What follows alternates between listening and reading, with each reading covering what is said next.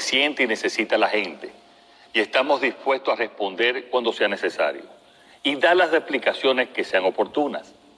Reconocemos que hemos debido hablar antes y explicar en detalles a todos ustedes lo que hemos encontrado en el Estado. No obstante, a 53 días de mi toma de posesión, es oportuno y necesario dirigirme a todo el pueblo dominicano para informarles y responder a sus necesidades. Este año, no cabe duda, está siendo uno de los más difíciles de nuestras vidas. La pandemia del coronavirus ha marcado el panorama económico mundial. Nadie estaba preparado para el impacto destructivo a gran escala sobre todas las economías y la vida de las personas. Las medidas sanitarias de distanciamiento físico y aislamiento social afectaron de forma sensible la economía cuando fueron paralizadas simultáneamente todas las actividades productivas. Simplemente recordemos que la gran mayoría de los países del mundo están sufriendo una recesión en el año 2020. Nunca antes se había registrado una crisis económica y de salud de tal magnitud en tan breve plazo y de manera simultánea. Como consecuencia, el bienestar general de la población se ha visto reducido de manera indiscriminada. Todos, absolutamente todos, hemos sufrido los efectos de la pandemia en la salud física, mental y económica. El sacrificio asumido por la población y el Estado es enorme. La economía dominicana tuvo una caída acumulada del 8.4% entre los meses de enero a agosto. Esto es una consecuencia directa de las medidas restrictivas para mantener bajo control la propagación de la pandemia. Esta caída ha afectado a los sectores más productivos del país, como son el turismo, transporte, comercio, construcción y manufactura local. La economía ha sufrido una importante crisis, pero la pandemia no es la única culpable.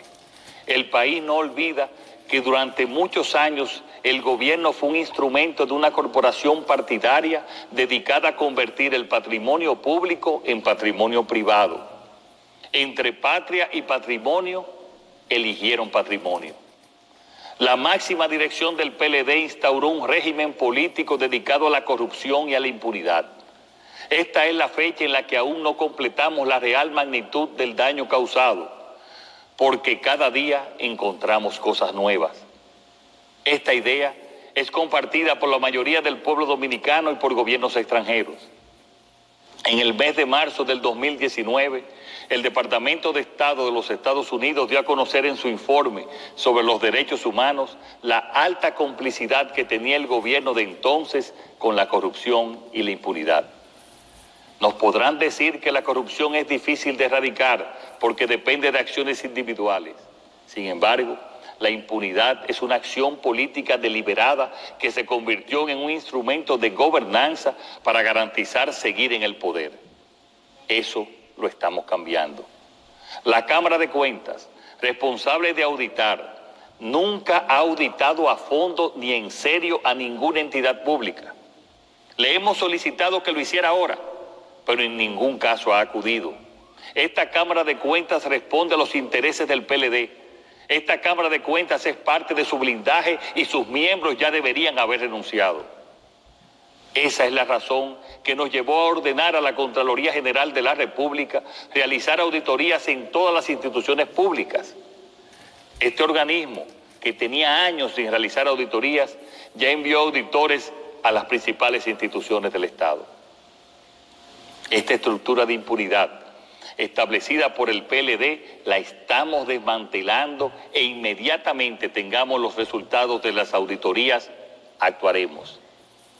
No obstante, en algunas instituciones las irregularidades son tan obvias que ya fueron depositadas en el Ministerio Público, como el caso de los 11.500 millones de pesos del contrato de excepción del hormigón asfáltico, entre otros expedientes.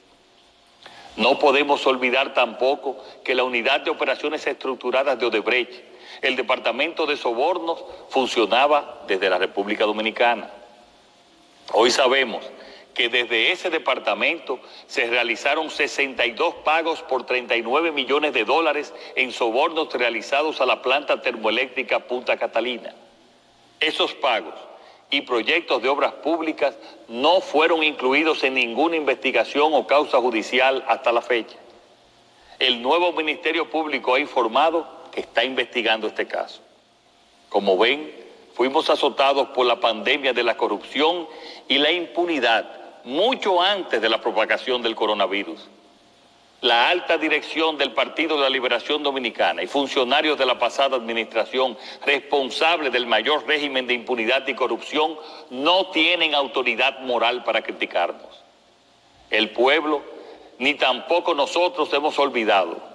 No hemos olvidado que los ilícitos de los gobiernos del PLD cubren casi la lista completa de todos los tipos penales.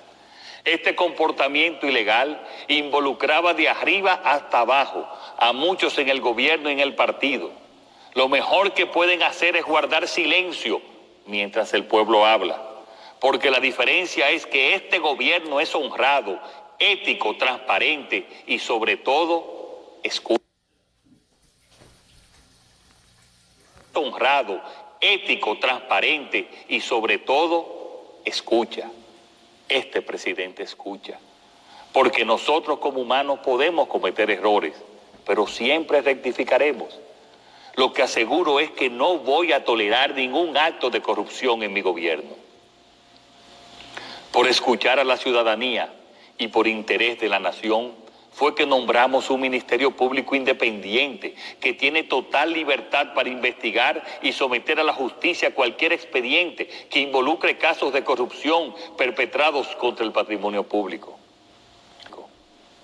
Se hará justicia, pero reconociendo que la justicia penal tiene un ritmo propio que no puede ser alterado por ninguna influencia externa. No creemos en el circo de la persecución sin fundamento que solo logra, al final, dejar en libertad a los culpables. Por escuchar a la ciudadanía, he instruido a la Consultoría Jurídica del Poder Ejecutivo una revisión exhaustiva para efectos de suspensión de todos los contratos que mantiene el gobierno dominicano con la constructora brasileña Odebrecht. No es posible mantener como contratista del Estado a la compañía responsable del mayor caso de sobornos de la historia del continente y del país.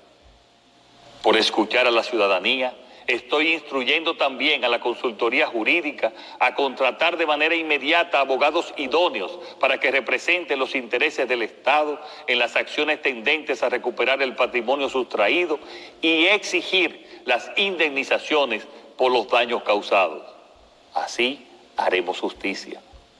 Por escuchar a la ciudadanía, hoy me dirijo a ustedes para informarles sobre el proyecto de ley de presupuesto para el año 2021.